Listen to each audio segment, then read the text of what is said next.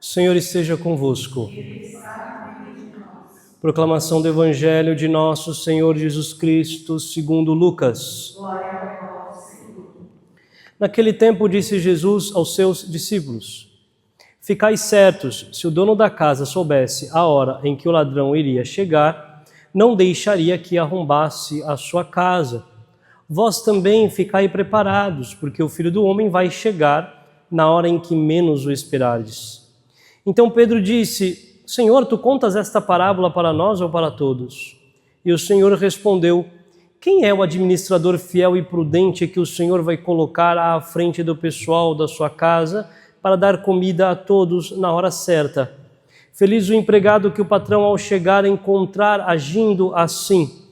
Em verdade eu vos digo, o Senhor lhe confiará a administração de todos os seus bens. Porém, se aquele empregado pensar: meu patrão está demorando, e começar a espancar os criados e as criadas, e a comer, a beber, e a embriagar-se, o senhor daquele empregado chegará num dia inesperado e numa hora imprevista. Ele o partirá ao meio e o fará participar do destino dos infiéis. Aquele empregado que, conhecendo a vontade do Senhor, nada preparou, nem agiu conforme a sua vontade, será chicoteado muitas vezes. Porém, o empregado que não conhecia essa vontade e fez coisas que merecem castigo, será chicoteado poucas vezes. A quem muito foi dado, muito será pedido. A quem muito foi confiado, muito mais será exigido. Palavra da salvação. Podemos nos sentar, Santo Anjo do Senhor, meu zeloso.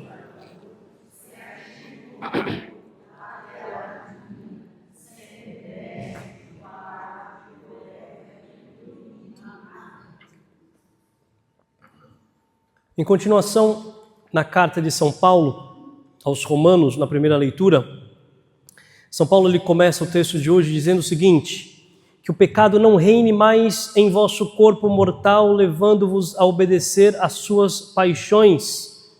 Não ofereçais mais os vossos membros ao pecado como armas de iniquidade. Pelo contrário, oferecei-vos a Deus como pessoas vivas, isto é, como pessoas que passaram da morte à vida, e ponde vossos membros ao serviço de Deus como armas de justiça. É assim que nós deveríamos nos enxergar diante do Senhor. É assim que nós deveríamos fazer depois da nossa conversão. Uma vez conhecido a Deus, Deus ele precisa mudar tudo em você, todas as coisas em você. Que o pecado não reine mais sobre nós. Que o pecado não reine no nosso corpo mortal, levando-vos a obedecer às paixões. Bem, nós temos aqui um grande problema dentro de nós, uma vontade desordenada. Aonde é que o pecado ele age? Como é que o pecado age? O pecado ele age exatamente na nossa vontade desordenada, na nossa imaginação que está dissipada. O pecado age nas nossas distrações das nossas mentes. É aqui que o pecado age, nesta vontade desordenada. As paixões, a realidade das paixões é muito forte para nós. As paixões agem, né? Elas agem nos sentimentos, e os sentimentos podem controlar a nossa vontade. As paixões agem nas emoções, e as emoções podem controlar a nossa vontade. As paixões podem agir na inteligência. A inteligência pode rebaixar a nossa vontade. Então, temos que tomar muito cuidado. E por isso, este mandato do Senhor de permanecer fiéis. Você quer vencer o pecado? Quer vencer a sua paixão desordenada? Não importa qual área a sua paixão desordenada, a sua vontade atinja, aonde, né? Qual que é a sua fraqueza dominante, aonde o calo aperta. Você quer vencer? Então, são necessários alguns meios. O primeiro deles é fazer oração mental. é pedir a graça ao Senhor de elevar a sua mente a Deus, pensar em Deus o tempo todo, rezar e pensar em Deus e pensar nas coisas do céu, forçar-se a pensar nas coisas do céu. Se eu não penso nas coisas do céu, como dizia Santa Teresa d'Ávila, minha imaginação vai ser uma louca. A minha imaginação vai ser totalmente voltada para baixo, para as paixões, para a vontade desordenada mesmo. Então, eu preciso meditar, é a meditação. Meditação das verdades de Deus, meditação da paixão de nosso Senhor Jesus Cristo. Como é que eu venço a minha paixão? Com a paixão de nosso Senhor Jesus Cristo. Pense na cruz do Senhor, pense nos estigmas do Senhor, né? Nos cravos, nas feridas do Senhor. Medite todos os dias Jesus Cristo andando na Via Sacra, o caminho da Via Sacra, Jesus Cristo caindo no caminho da Via Sacra com a cruz aos ombros. Medite, pense todos os dias, para te dar um impulso para vencer as paixões desordenadas, para vencer a sua vontade rebaixada pelas suas paixões. Como é que eu vou ter força? Porque às vezes é assim. Nós meditávamos outro dia. Se esperamos que a nossa vontade ela nos aponte para Deus, vamos esperar a vida toda, porque ela não vai nos apontar para Deus. Se nós esperamos rezar somente quando temos vontade, vamos esperar a vida toda, porque a nossa vontade não vai. Raras as vezes vamos ter vontade de rezar. Então o que nós devemos fazer para controlar esta vontade? Eu tenho que me forçar a pensar em Deus. Eu tenho que forçar a minha vontade, eu tenho que ir contra a minha vontade desordenada. A minha vontade desordenada que vai querer muitas vezes o quê? O prazer sentimental, o prazer dos sentimentos. Vai querer o carinho de alguém, o carinho de algo, o carinho de alguma coisa, de alguma situação. A minha vontade vai querer sempre, vai lutar sempre por aquilo que é mais gostoso, pela preguiça.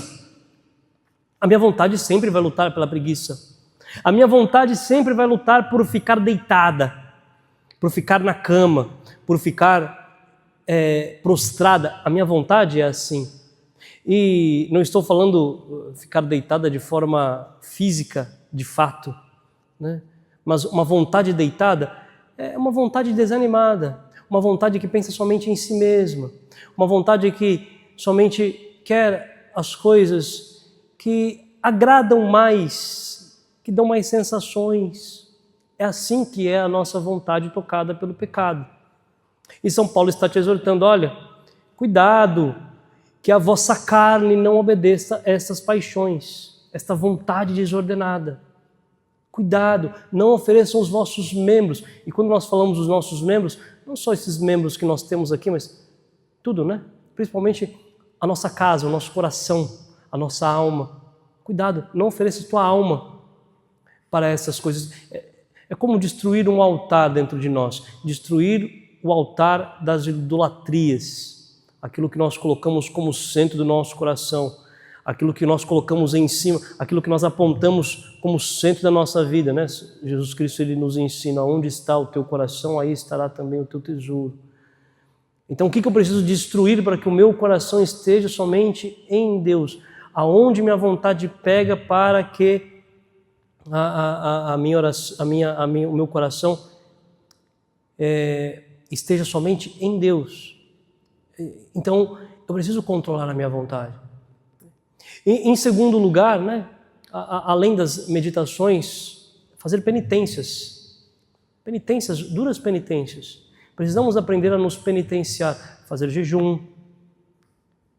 fazer coisas que desagradam. Nós vivemos uma sociedade que não gosta de sofrer e acha que a penitência é uma coisa desnecessária. A penitência, ela é totalmente necessária, porque o homem penitente, ele vive a vontade de Deus. O homem que não é penitente, ele vive aos prazeres da própria vontade. O homem que não se penitencia, ele vai fazer, é um escravo da própria vontade, ele vai fazer o que a vontade pede. Se tem vontade de fazer algo, ele faz o que dá na cabeça. O homem penitente não, o homem penitente ele consegue controlar a vontade pela inteligência. Isso daqui não vem da vontade de Deus. Ele consegue discernir. A penitência nos leva ao verdadeiro discernimento do Espírito. A penitência nos faz isso. E em qualquer pecado, em qualquer situação de pecado, pecados, por exemplo, contra a castidade, a pessoa quer viver mais castamente. Eu preciso aprender a fazer penitências que vão de encontro à minha carne, à paixão carnal. Então, comer menos, fazer jejum, e algumas penitências físicas, né? Alguns ascetas, inclusive, ensinam, né? Tomar banho gelado. São Francisco de Assis, certa vez ele teve uma tentação contra a castidade, ele tirou a roupa e se jogou nu em cima de roseiras, e para que ele vencesse a vontade carnal, a paixão carnal. Então é interessante que essas roseiras estão lá até hoje e nelas nunca mais cresceu espinho. Milagre. São Bento, no mesmo sentido, ele fez a mesma coisa, só que se jogou nu na neve. Tirou a roupa e se jogou na neve. Penitências. A gente tem que ser acostumado a fazer penitência contra a nossa vontade. Né? Por exemplo, contra outros pecados, né? Contra orgulho. Eu preciso me humilhar, preciso aprender a me humilhar, a não reclamar quando falarem contra mim, a não reclamar quando não gostarem de mim, a não reclamar quando eu não for bem aceito, quando algo que contradiz aquilo que eu digo, fico calado. A penitência. A ser paciente no momento certo, a ficar em silêncio no momento certo. Penitências. Com relação ao jejum, às vezes a gente tem dificuldade de comer e tal. Às vezes o jejum está em comer o que não se gosta de comer. Comer aquilo que não é gostoso. Por exemplo, uso aqui o próprio São Francisco de Assis. São Francisco de Assis chegou num nível de penitência que ele não queria sentir gosto em comida nenhuma. Então ele colocava cinzas em cima da comida, porque ele comia os nutrientes, mas ele não colocava, ele não sentiu gosto. Por exemplo, quer uma penitência? Faça a sua comida sem sal todos os dias, sem tempero. Você vai comer a comida, é a mesma comida. É uma penitência. Olha que delícia. É uma penitência. Para que você precisa sentir gosto? Você não precisa sentir gosto. A comida só precisa entrar e fazer o que ela precisa. É uma penitência. Um dia na semana eu vou comer aquela folha de espinafre sem nada, crua, bota para dentro. Que delícia. Descer amargando, né? Penitência. A gente tem que começar a cortar aquilo que é gostoso para nós. Por quê? Porque o nosso gosto tem que estar onde? Em nosso Senhor Jesus Cristo. É muito fácil, até muito fácil, deixar de comer algo. Eu vou deixar de tomar Coca-Cola. Às vezes as nossas penitências elas duram, né? Elas têm um prazo. Tem um prazo para começar, tem um prazo para acabar. Faça uma penitência eterna até que você morra. Faça uma penitência para a conversão da sua família. Eu vou fazer uma penitência aqui pela conversão da minha família. Eu vou, para os mais jovens aqui presentes, eu vou tirar o Instagram. Nunca mais eu vou mexer nesse negócio. Aqui, ó, esse daqui é pela conversão da minha mãe. Aí você coloca lá, por exemplo, né? Olha que maravilha. É uma penitência. Existem várias penitências que nós precisamos aprender a fazer, que nós não somos penitentes. Por quê? Somos dados às paixões carnais, porque nossa vontade ela é rebaixada. E nós gostamos. Aonde que a vontade rebaixada atinge? O nosso gosto, os nossos gostos. O que é gostoso para mim. Né?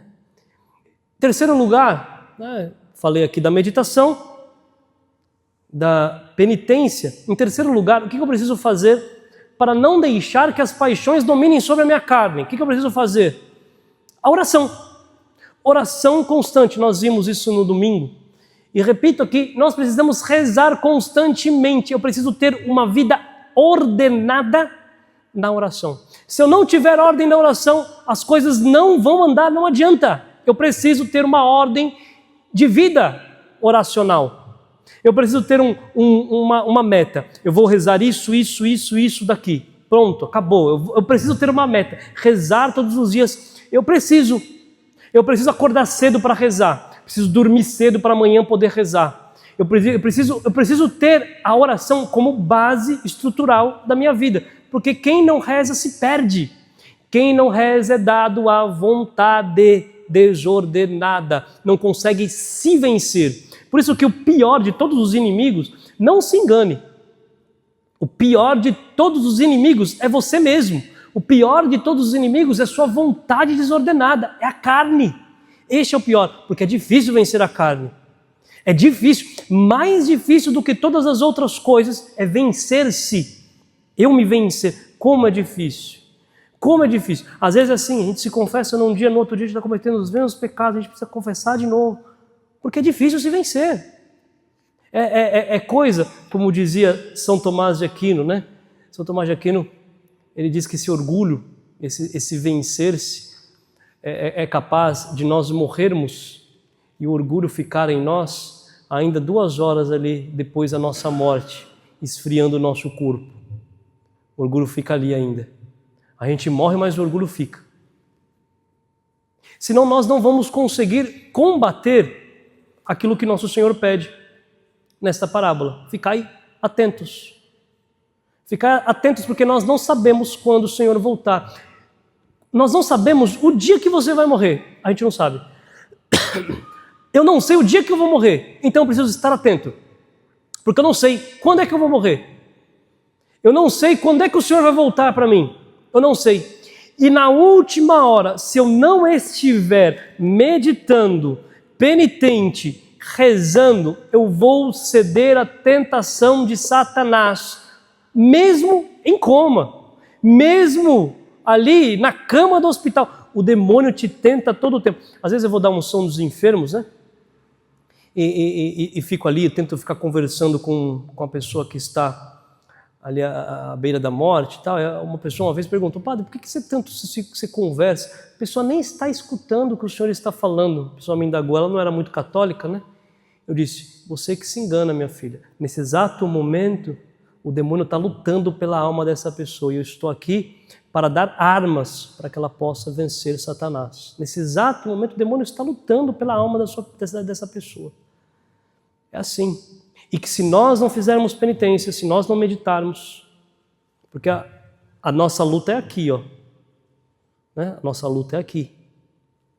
Se nós não fizermos penitência, se nós não meditarmos, se nós não nos ordenarmos para oração, o ladrão vai chegar, vai arrombar a nossa casa e nós vamos estar perdidos. E nós que sabemos da verdade, vamos sofrer muitas vezes mais, como nos diz nosso Senhor. Porque quem sabe mais, a quem ele dá muito, quem muito sabe, muito mais será cobrado. Quem pouco sabe, a quem não sabem dessas coisas, você sabe porque eu estou te falando agora. Agora você se lascou. Agora eu te contei o que você tem que fazer. Agora você sabe. Então, o que você precisa fazer? Lutar. Porque se você não luta, eu não vou chegar diante de Deus. Pelo menos Deus não vai, quando eu morrer, espero, né?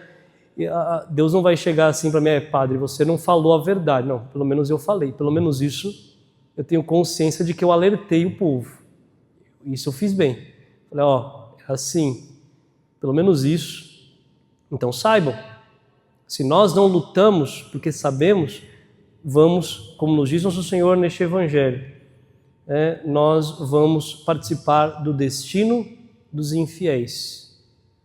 O destino dos infiéis é o inferno, para quem não sabe aquilo que ele está dizendo. Os infiéis. Que nós não nos percamos. Vamos rezar, vamos meditar, vamos fazer penitência. É tempo de penitência, não é tempo de brincadeira com a nossa alma. Louvado seja nosso Senhor Jesus Cristo.